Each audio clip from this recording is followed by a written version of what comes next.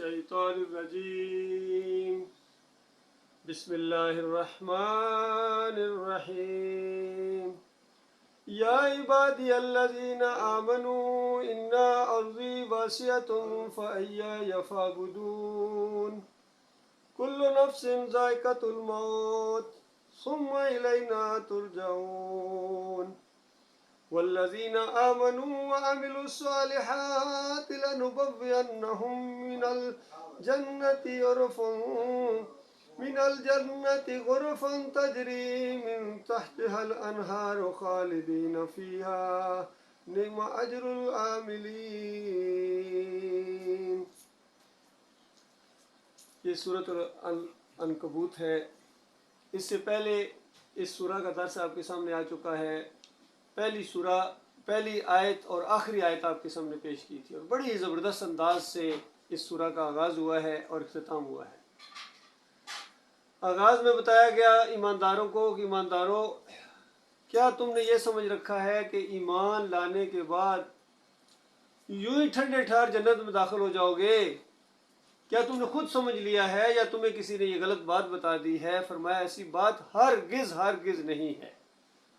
ضرور بالضرور تمہیں آزمایا جائے گا کہ تم اپنے دعوی ایمان میں سچے ہو یا جھوٹے ہو، اور بتایا تم سے پہلے کوئی ایک بھی آزمائش کے بغیر ہم نے گزرنے نہیں دیا ہے۔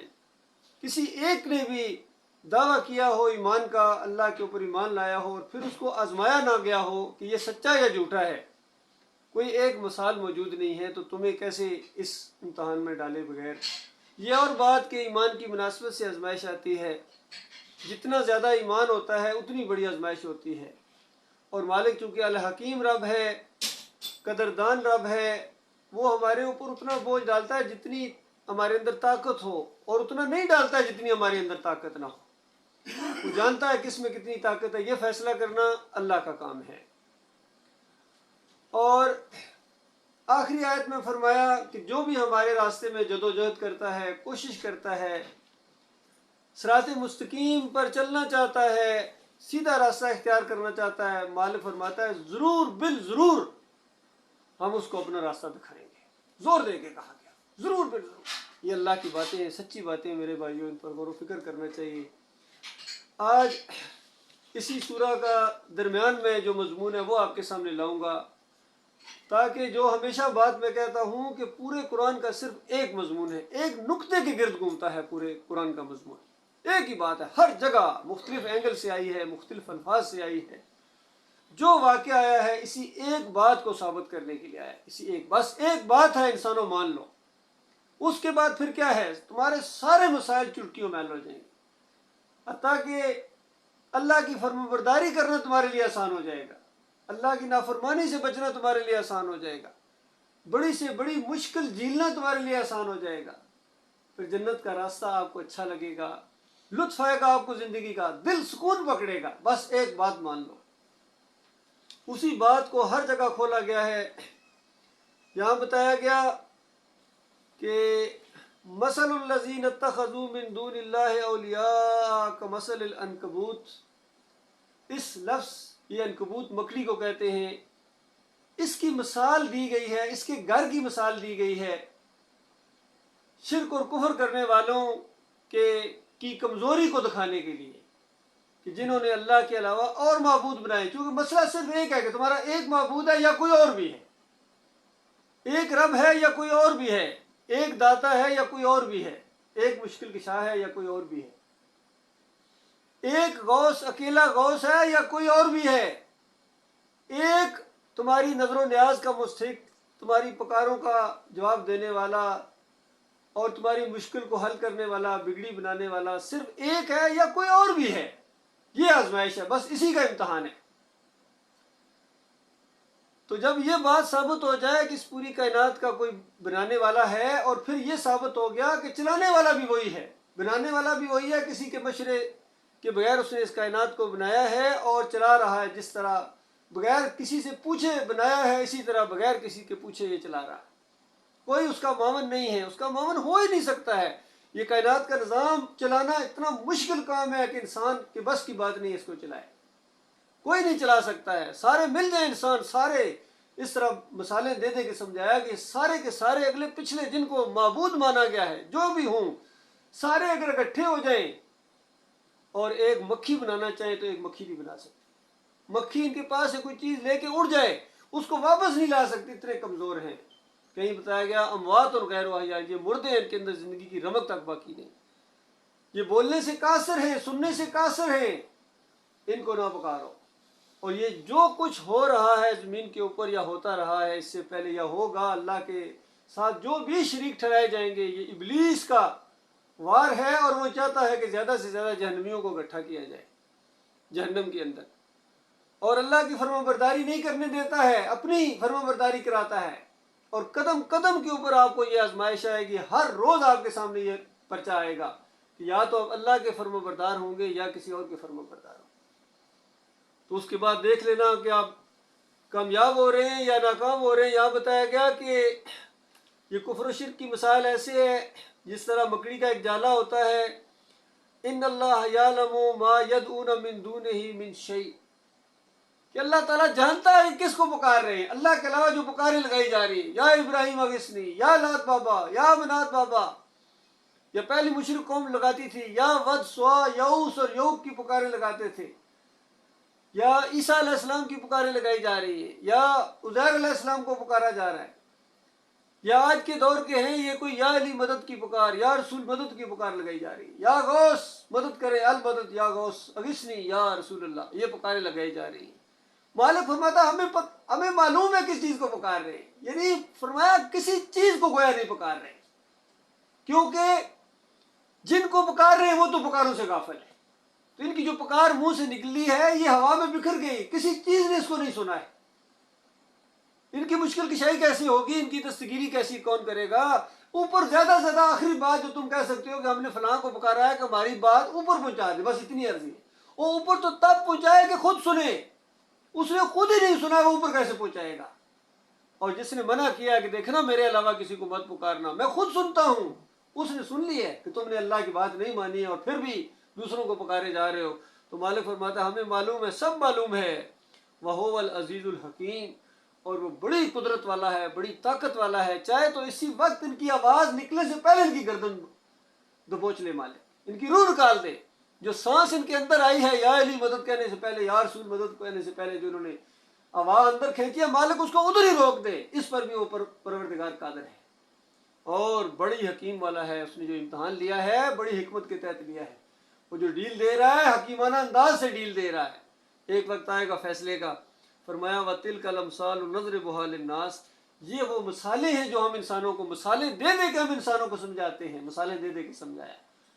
کہیں فرمایا سورہ زمر کے اندر کہ بتاؤ ایک بندہ ہے وہ ایک سخی انسان، انتہائی سمجھدار انسان کا غلام ہے، اور ایک انسان ہے وہ 8-10 یعنی غلام ہے ایسے سڑیل اور ایسے سخت مزاج قسم کے وہ اس کے آقا ہیں کہ دونوں کی مثالیں کی جیسی.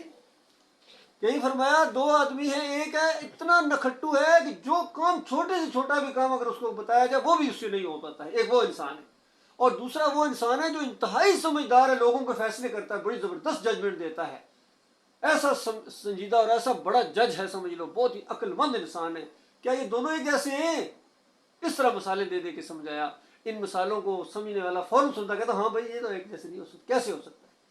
کہیں سمجھایا کہ رات کا اندھیرا اور دن کی روشنی برابر ہوتے ہیں. سوال ہے تو بتاؤ ہر انسان اس کا جواب دیتا بھائی اندھیرے اور روشنی کی برابر کیسے ہو سکتے. روشنی اچھی ہوتی ہے، ہر چیز نظر آتی ہے، اندھیرے میں کچھ نظر نہیں آتا. کہیں فرمایا سایہ اور تیز دھوپ یہ ایک ہی جیسے ہوتے ہیں. ہر بندہ اس کا جواب دے سکتا ہے، اس کے لیے کوئی پڑھے لکھے ہونے کی ضرورت نہیں ہے کہ دھوپ دھوپ ہوتی ہے، کون اس کو پسند کرتا ہے، اس میں پسینہ آتا ہے، گرمی لگتی ہے، اور سایہ ہوتا ہے ٹھنڈا ہوتا ہے، دل کو سکون بخشتا ہے. یہ ایک جیسے نہیں ہے. اسی وزن پر فرمایا وہ مردے اور زندے برابر ہیں. تو یہاں انسان چپ ہو جائے. یہاں اگر یہ بندہ کہہ دے کہ مردے جو ہیں وہ زندوں سے زیادہ طاقت والے ہیں، اور مرنے کے بعد اور طاقتیں ان کے اندر آ جاتی ہیں، اڑتے ہیں، ہواؤں میں اڑتے ہیں، بم پکڑتے ہیں، مشکل کشائی کرتے ہیں اور داتائی کرتے ہیں مرنے کے بعد. تو بتاؤ یہ تو پھر وہی انسان ہے جو یہ کہے کہ اندھیرے میں زیادہ نظر آتا ہے، جو یہ کہے کہ تیز تپتی دھوپ جو ہے زیادہ ٹھنڈک پہنچاتی ہے اور سایہ جو ہے وہ کچھ نہیں ہے. تو بتاؤ ایسے انسان کو آپ کیا کہیں گے. تو اس طرح مثالیں دے دے کے سمجھایا. مالک فرماتا ہے ہم نے مثالیں دے دے کے سمجھایا ان کو.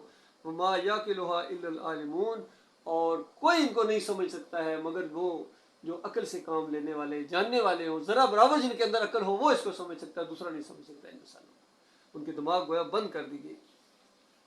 فرمایا خلق اللہ السماوات والارض بالحق، ہم نے یہ جو زمین اور آسمان کا یہ نظام چلایا ہے یہ کوئی کھیل تماشا نہیں لگا ہوا ہے، بالکل حق اور سچائی کے ساتھ بہت ہی سنجیدہ نظام ہے. ان فی ذلک لآیات للمؤمنین، اس کے اندر بہت بڑی نشانیاں ہیں، ماننے والوں کے لیے نشانیاں ہیں. جب اللہ کی آیات کہا جاتا ہے اللہ کی نشانیاں، تو اس کا مطلب یہ ہوتا ہے کہ یہ اللہ کے ہونے کی دلیل ہے، کیونکہ اللہ تعالیٰ کو دنیا میں کوئی آنکھ نہیں دیکھ سکتی ہے. مطالبہ لوگ کریں گے کہاں ہے کیسے ہم کیسے دیکھیں، تو بتایا گیا کہ آنکھیں کھول کر دیکھو، یہ نظام آپ کو بتا رہا ہے کہ اس کا کوئی نہ کوئی بنانے والا ہے. زمین کو دیکھو، آسمان کو دیکھو، ستاروں کو دیکھو، ہوا کے چلنے کو دیکھو، خود اپنے وجود کو دیکھو، اپنے ہاتھ کے اوپر غور کرو، اپنے سوچنے سماعت کے اوپر غور کرو، بولنے کے اوپر غور کرو، سننے کے اوپر غور و فکر کرنے کے اوپر غور کرو. ایک ایک چیز تمہیں بتا رہی ہے کہ کتنا زبردست نظام ہے، کوئی نہ کوئی اس کا بنانے والا ہے. اور پھر اسی طرح کہ دو نہیں ہو سکتے، دو ہو تو یہ نظام ٹکرا جائے گا، وہ ایک ہی ہے. تو یہ ساری آیات ہیں، کوئی چیز اللہ تعالیٰ جو پیش کرتا ہے اس کے ہونے کی وہ دلیل ہوتی ہے.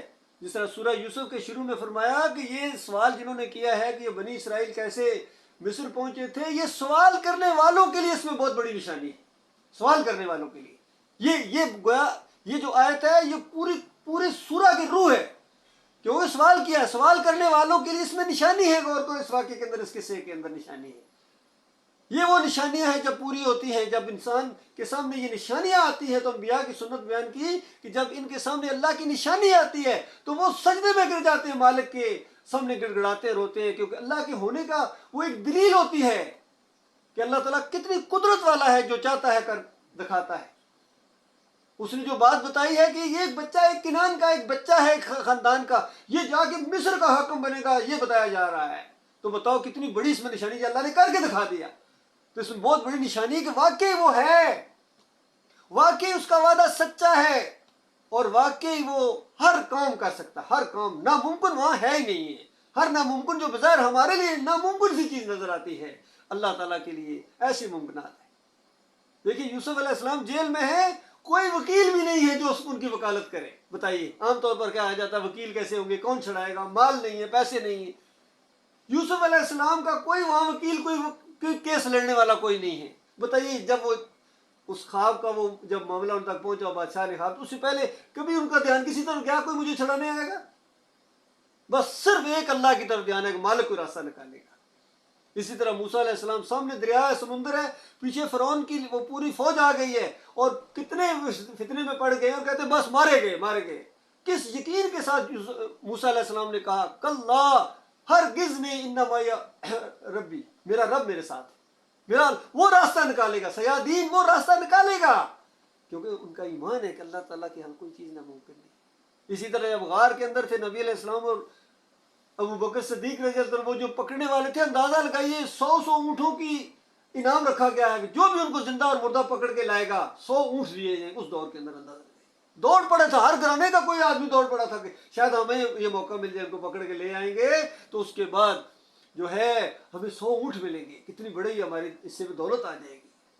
جس طرح آج بھی کہ 100 ارب ڈالر کسی کو ملے گا تو بتائیے اس کی حالت کیا ہو جائے گی. یہ کام کرو 100 ارب ڈالر ملے گا، کس طرح اس دوڑے گا، گھر سے دوڑیں گے. یہ اللہ تعالیٰ نے اپنی قدرتیں دکھائی کہ دیکھو تم نے یہ بھی انداز اختیار کر لیا، ہر گھر سے آدمی، ہر بندہ دوڑ پڑا گویا اس انعام کو حاصل کرنے کے لیے. لیکن جب مالک نہیں چاہتا کچھ نہیں ہو سکتا، بلکہ اس غار کے دانے پر مالک لے آیا.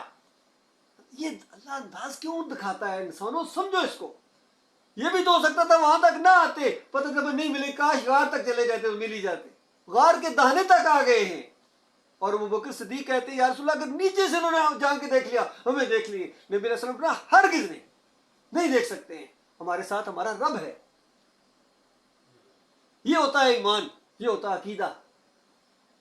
اللہ پر بھروسہ کرنے والے جب اللہ کے بھروسے کے اوپر اٹھتے ہیں تو پھر اللہ تعالیٰ ان کی ایسی پذیرائی کرتا ہے، ایسا ساتھ دیتا ہے. مالک کو ایسے لوگ پسند ہیں.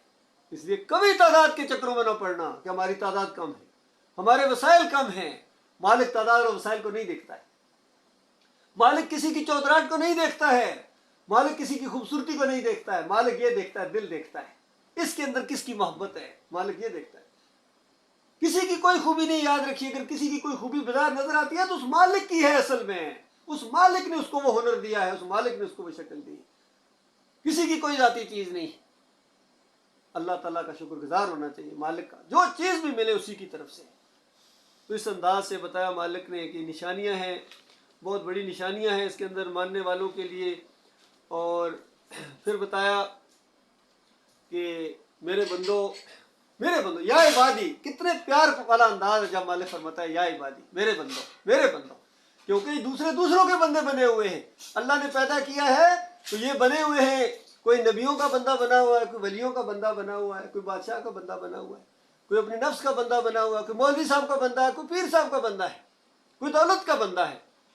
ان سب میں مالک کو صرف وہ پسند ہیں جو اللہ کے بندے ہیں۔ مالک فرماتا ہے یا عبادی، او میرے بندو، الذین آمنو، جو میرے اوپر ایمان لے آئے ہو، ان ارضی واسعہ فایای فاعبدون، میری زمین بڑی وسیع ہے، صرف میری بندگی کرنا۔ تم بندگی کی آزمائش میں ڈالے گئے ہو، کہیں ایسا نہ ہو کہ کل قیامت کے دن تم یہ کہنا شروع کر دو کہ ہم تو بڑا ماحول ایسا تھا جی، کیا کریں، ایسا نظام تھا، اس کے اندر ہم نہیں اٹھ سکے ہیں، نہیں دعوت دے سکے ہیں، بس یہاں مجبوریاں تھی جی۔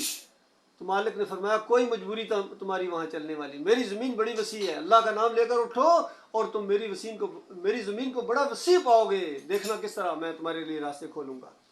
اور دوسری جگہ اس انداز سے یہ بات آئی ہے، جب فرشتے روح نکالنے آتے، جب مارتے ہیں اور پوچھتے ہاں بھائی کس حالت میں تھے، کیوں اللہ کی بندگی نہیں کی ہے، تو انسان آگے سے وہ کہتا ہے کہ میں بس کمزور تھا، دبایا گیا تھا، دبا ہوا رکھا ہوا تھا۔ تو اس وقت فرشتے مارتے کہتے ہیں زمین اللہ کی وسیع نہیں تھی، کوئی ضروری تھا یہاں رہنا، چھوڑ دیتے اس کو، دوسرے علاقے میں چلے جاتے، لیکن اللہ ہی کی بندگی کرتے۔ اور یہاں بتایا گیا فایای فاعبدون، زور دے کے کہ صرف اور صرف میری بندگی کرنی ہے۔ اور وجہ یہ ہے کل نفس ذائقۃ الموت، مرنا تو سب نے ہے، آنا تو میرے پاس ہے۔ آج اگر کوئی اپنے دل کو تسلی دینے کے لیے کوئی عذر تم نے گھڑ لیا اور وہاں وہ عذر نہ چلا تو بتائیے پھر تمہارا کیا حال ہوگا؟ آؤ گے میرے پاس، مرنا ہے، تم نے بھی، تمہارے والدین نے بھی۔ وہاں سورہ لقمان کے اندر بھی جب یہ کہا گیا کہ والدین کی اطاعت کرنی ہے، خدمت کرنی ہے دنیاوی لحاظ سے، لیکن اگر والدین اگر شرک کی طرف تمہیں کوئی اشارہ کریں یا شرک کرانے کے لیے کچھ دباؤ ڈالیں تو ہرگز دونوں کی بات نہیں ماننی ہے۔ اور وہاں بھی یہی انداز ہے کہ آنا میرے ہی پاس ہے، تم نے بھی اور تمہارے والدین نے بھی۔ اور یہاں بھی بتایا گیا کہ مرنا تو تم نے ہے اور میرے پاس ہی تم نے آنا ہے۔ اور والذین آمنوا وعملوا الصالحات، اب نیک لوگوں کی، ایمانداروں کی، جنہوں نے ایسے ماحول کے اندر کسی چیز کی پرواہ نہیں کی ہے، اپنے مالک اور خالق کے اوپر ایمان لے آئے ہیں اور پھر نیک اعمال کی طرف آگے بڑھے، کوئی موقع ہاتھ سے جانے نہیں دیتے۔ یہ موقع جو نیک اعمال کے آتے ہیں اللہ کی طرف سے آتے ہیں، بار بار نہیں آتے ہیں۔ اور اللہ کی فرما برداری کی انہوں نے، فرمایا ہم ان کو جنت کے بلند و بالا عمارتوں میں رکھیں گے۔ بتائیے جس کو اللہ بلند و بالا کہے وہ کیا چیز ہوگی، جس کو اللہ بلند و بالا کہے۔ اور پھر نبی علیہ السلام نے اس کی تشریح کی کئی جگہ کہ ایک موتی کا گھر، ایک موتی کا تراشا وہ خیمہ جو مومن کے لیے ہوگا وہ 60 میل جنت کی زمین سے اوپر ہوگا، 60 میل اندازہ ہے۔ کسی کے 50 میل ہوں گے۔ آپ نے فلیٹ دیکھے ہوں گے، بڑے بڑے عمارتیں دیکھی ہوں گی، کوئی ذرا اونچے ہوتے ہیں، کوئی ذرا چھوٹے ہوتے ہیں، اس سے ایک اور خوبصورتی کا انداز سامنے آتا ہے۔ کسی کے 60 میل ہوں گے، کسی کے 50 میل ہوں گے، کسی کے 40 میل ہوں گے اندازہ اونچے، اور جو اونچائی اتنی ہوگی، چوڑائی ان کی کتنی ہوگی اور ان کی لمبائی کتنی ہوگی، اندازہ لگائیے ان کے کمرے کتنے وسیع و عریض ہوں گے، کتنی خوبصورتی ہوگی۔ تو ایسے ایسے اندازہ، ایک موتی کا تراشا ہوا، آج دنیا میں ایک چھوٹا سا موتی نہیں ملتا ہے، وہ پورا کا پورا 60 میل اونچا موتی کا بنا ہوا۔ اور کہیں فرمایا اس کے علاوہ بھی، یہ نہیں کہ صرف ایک ہے، کئی ایسے ایسے محلات ہوں گے، اس کے اندر ایک بلاک یا اینٹ وہاں سونے کی لگی ہے اور ایک اینٹ چاندی کی لگی ہوئی ہے، کہیں برتنوں کا ذکر ہے، کہیں وہاں کی بلند و بالا پلنگ کا ذکر ہے، بڑے بڑے صوفے سیٹ کا ذکر ہے کہ جو سونے کی تاروں سے بنے ہوئے ہوں گے، اندازہ لگائے سونے کی تاروں سے، ایسے ایسے ان کے اوپر ہیرے جواہرات لگے ہوں گے، آمنے سامنے بیٹھیں گے مومن، اور ہمیشہ ہمیشہ کی صحت، ہمیشہ کی جوانی۔ بتاؤ اللہ کے بندو، یہ کوئی مذاق کی باتیں ہیں؟ اب بتائیے کون سنجیدہ ہے ان کو حاصل کرنے کے لیے؟ شوق کس کے دل میں ہے ان کو حاصل کرنے کے لیے؟ کس کے لیے اس کے لیے وقت ہے؟ کون اس کو نمبر 1 مسئلہ بتاتا ہے اپنی زندگی کا؟ حالانکہ دنیاوی لحاظ سے اگر کوئی بادشاہ، چھوٹا سا بادشاہ اگر اعلان کر دے کہ رات کے 1 بجے سے لے کر 4 بجے تک جناب فلاں چوک کے اندر کوئی بندہ آ جائے، بس کوئی 500 دینار دیں گے، 1000 دینار دیں گے، کوئی پلاٹ بھی دے دیں گے، کوئی چھوٹا سا فلیٹ بھی دے دیں گے، تو آپ اندازہ لگائیے ناک رگڑتے لوگ آئیں گے، گھٹنوں کے بل چل کر آئیں گے یہ چیز حاصل کرنے کے لیے۔ اور مالک ہر روز رات کو اعلان فرماتا ہے، ہر روز رات کو اعلان فرماتا ہے کوئی میرے سے معافی مانگنے والا میں اس کو معاف کروں۔ آسمانی دنیا کی طرف توجہ فرماتا ہے مالک، پوری طرح گویا ادبی انداز سے بتایا گیا اپنی شان کے مطابق دنیا کی طرف توجہ زیادہ فرماتا ہے اللہ تعالیٰ، اعلان فرماتا ہے کوئی مجھ سے مانگنے والا کہ میں اس کو دوں، گویا بلینک چیک دیے جا رہے ہیں اور گناہوں سے معافی کا اعلان کیا جا رہا ہے، لیکن کوئی اٹھنے والا اٹھے ہی نہ، پرواہ نہ کرے۔ تو بتاؤ کیا کتنا مانتا ہے اپنے مالک اور خالق کو، کتنا بدنصیب ہے یہ انسان۔ تو اس انداز سے اللہ کے بندوں بتاؤ یہ اللہ کے وعدے کتنے سچے ہیں۔ فرمایا ان کے لیے بلند و بالا عمارتیں ہوں گی، بڑے بڑے فلیٹ ہوں گے جن کے نیچے نہریں بہ رہی ہوں گی، اندازہ لگائی ان کے نیچے سے نہر، بڑے بڑے دریا، نہر ہمارے ذہن میں فوراً ایک نہر دریا کے اندر سے نکلنے والی چیز ذہن میں آتی ہے، لیکن عربی میں نہر دریا کو کہتے ہیں، بڑے دریا کو نہر کہتے ہیں، بڑے بڑے دریا نکل رہے ہوں گے ان کے گھروں، ان کے محلات کے نیچے سے نکل رہے ہوں گے۔ پھر دوسری جگہ آیا کہ وہ جنت جس کا وعدہ کیا جا رہا ہے مومنوں سے وعدہ کیا جا رہا ہے، وہاں نتھرے ہوئے پانی، فلٹر واٹر کی دریا ہوں گے، مشروبات کے دریا ہوں گے، شاید یہ ہنی جسے کہتے ہیں اس کے دریا بہا دے گا مالک، اور دودھ کے دریا وہاں بہا دے گا مالک۔ اندازہ لگائی کیسے کیسے نعمتیں اللہ تعالیٰ نے اپنے مومن بندوں کے لیے۔ مالک خود فرماتا ہے کیا ہی عمدہ اجر ہے عمل کرنے والوں کے لیے، مالک فرما رہا کیا ہی عمدہ اجر ہے عمل کرنے والوں کے لیے۔ یہ نہیں کہ صرف خواہشیں دعائیں، یہ دو چیز، عمل کی دنیا میں آؤ اللہ کے بندو، عمل کی دنیا میں آؤ، بالکل قدم رکھو ایمان خالص کے اندر، توحید کے اندر، عمل صالح کے اندر، وتواصوا بالحق وتواصوا بالصبر۔ یہ چار باتیں آئیں گی تب تقویٰ ہے، تب ایمان ہے، یہ منیمم ریکوائرمنٹ ہے خسارے سے بچنے کے لیے۔ اس کے لیے میرے بھائیوں اکٹھے ہم جو ہوتے ہیں جمعے کے دن پورا وقت لے کے آئیں، بیٹھیں اللہ کے دین کو غالب کرنے کے لیے کچھ نہ کچھ تو پلاننگ کر رہے ہیں، بس جتنی ہمارے بس کے اندر ہے وہ تو کریں۔ مالک عرش پر بیٹھا اپنے بندوں کو دیکھیں، میرے بندے لگے ہوئے ہیں، پریشان رہتے ہیں، اللہ کے دین کو پھیلانے کے لیے کچھ نہ کچھ کوشش کرتے ہیں، جان لگا رہے ہیں، مال لگا رہے ہیں، لیکن اگر یہ بالکل زندگی کا ایک حصہ ہی کوئی نہیں ہے پھر بڑا خسارہ ہے میرے بھائی۔ اس لیے فرمایا والعصر ان الانسان لفی خسر، انسانیت خسارے میں ہے اگر یہ کام نہیں کرتے، ایمان خالص نہیں ہے، عمل صالح نہیں ہے، وتواصوا بالحق نہیں ہے، اور اس راستے میں جماؤ نہیں ہے، پھر خسارے کا سودا ہے۔ اور فرمایا الذین صبروا وعلی ربہم یتوکلون، یہ وہ لوگ ہیں جو صبر کرتے ہیں، کیونکہ یہ صبر کا راستہ ہے، ہر قدم کے اوپر صبر کرنا پڑے گا، ہر روز صبر کرنا پڑے گا، پوری زندگی صبر کی زندگی ہے مومنوں کی۔ اور وعلی ربہم یتوکلون، اپنے رب کے اوپر توکل کرتے ہیں، اللہ پر بھروسہ کر کے اس راستے میں قدم ڈال دیتے ہیں، اللہ کی فرمانبرداری۔ اور پھر اللہ تعالیٰ نے دیکھیے اس انداز سے ذرا انسانوں کو شرم بھی دلائی، فرمایا وَكَأَيِّن مِّن دَابَّةٍ لَا تَحْمِلُ رِزْقَهَا، کوئی زمین کے اوپر جانور ایسا نہیں ہے کہ جو اپنا رزق اٹھا کے پھرتا ہو، کیونکہ رزق کے لیے انسان پریشان رہتا ہے، حالانکہ اللہ نے رزق کا ذمہ لیا ہے، اور یہاں صرف ذمہ نہیں بتایا جا رہا، وہ تو دوسری جگہ ہے، لیکن یہاں ایک انداز ہے کہ انسانوں کو شرم دلائی جا رہی ہے کہ کوئی جانور ایسا کبھی دیکھا ہے کہ اس نے اپنے کندھوں پر رزق اٹھایا ہوا ہو، اس کو بھی ہم دیتے ہیں۔ فرمایا اللہ یرزقھا وایاکم، اللہ ان کو بھی رزق دیتا ہے، تمہیں بھی دے گا، وہو السمیع العلیم، اور سننے والا ہے، جاننے والا ہے، دیکھنے والا ہے۔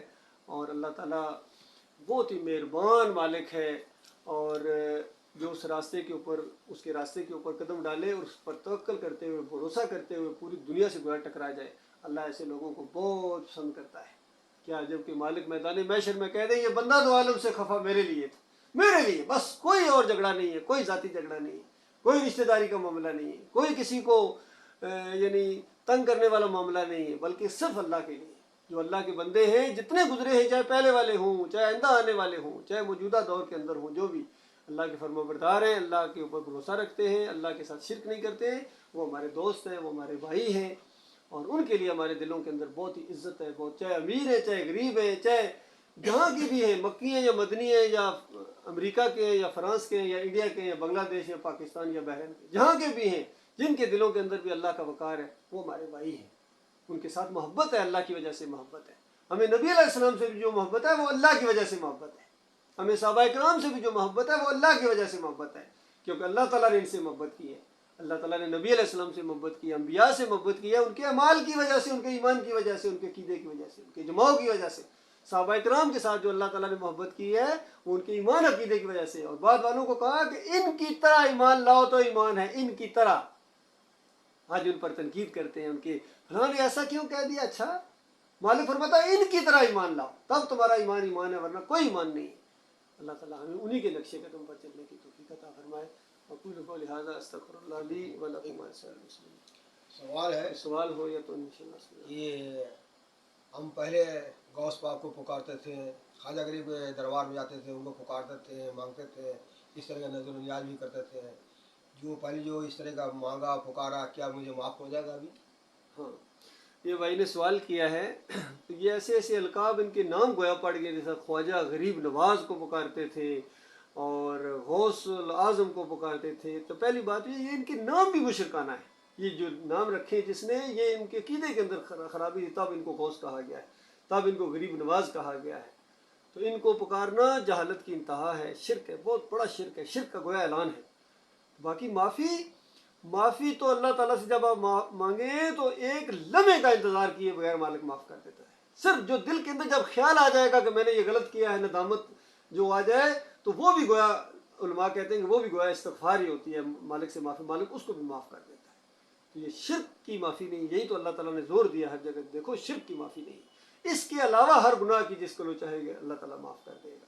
اور یہ شرک یہ بغیر توبہ کرنے کے، یعنی بغیر جو خود بندہ اس پر ندامت کے آنسو نہ بہائے کہ میں کیا کرتا رہا ہوں، میں کتنا بڑا ظلم کرتا رہا ہوں، ہم کرتے رہے، اللہ تعالیٰ معاف کرے، اور یہ چیزیں ہم کرتے رہے، ہم گہریاں کھاتے رہے، ہم یہ نیازیں شربت محرم کے ہم پیتے رہیں، اور یہ اس طریقے سے جو کیک کاٹا جاتا ہے 12ویں کا یہ بھی ہم کھاتے رہے، اور نظر و نیازیں ہوتی تھی درباروں کے اوپر، ہم کرتے رہے، نہیں معلوم تھی، جہالت تھی انہی مولویوں اور پیروں نے اور اسی ماحول نے، انہی استادوں نے، چاہے مدرسے کے استاد ہوں، اسکولوں کے استاد ہوں، یا یہ دوسرے استاد ہوں، یا سیاسی استاد، یہ لیڈر ہوں، سب نے یہی شرک کے انجیکشن دیے تھے، شرک کی تھپکی دی تھی۔ ہم سمجھ رہے تھے این ایمان ہے، لیکن جب اللہ تعالیٰ نے رحمت فرمائی اور مالک نے احسان فرمایا، اور یہ راستہ ایمان کا راستہ، توحید کا راستہ، صحابہ اکرام کا راستہ جب سمجھ آیا، تو یہ سارے پردے ہٹ گئے، اور اللہ تعالیٰ سے پوری امید ہے، بلکہ بہت بڑی امید ہے، اللہ تعالیٰ سارے گناہ معاف کر دیتا ہے، اور بلکہ یہاں تک اللہ تعالیٰ کہتا ہے کہ ہم تو ان کے گناہوں کو نیکیوں کے اندر بدلی کر دیتے ہیں، وکان اللہ غفور رحیم، کہ اللہ تعالیٰ پچھلے گناہوں، کیونکہ اس میں یہ ہے کہ پہلے وہ گناہ تھے، اب انسان نیکی کرنا شروع ہو جاتا ہے، ایک تو معنی یہ نکل سکتا ہے اس میں سے کہ گناہ نیکیوں میں بدلی ہو گئے۔ دوسرا یہ ہے کہ جب بھی انسان پوری زندگی میں ان گناہوں کو یاد کرتا ہے تو ایک توبہ استغفار کرتا ہے، ندامت ہوتی ہے، تو یہ بھی دیکھیے گناہ نیکیوں میں بدلی ہو گئے، اور مالک بہت مہربان ہے، وہ چونکہ بہت غیور رب ہے اور بہت قدردان رب ہے، وہ بالکل پچھلے ساری چیزوں کو ملیا میٹ کر دیتا ہے۔ اور حدیث بھی ہے نبی علیہ السلام کی، کہ جب انسان توبہ کرتا ہے، شرک سے توبہ کرتا ہے، تو خود اس سے پہلے کے سارے گناہ معاف ہو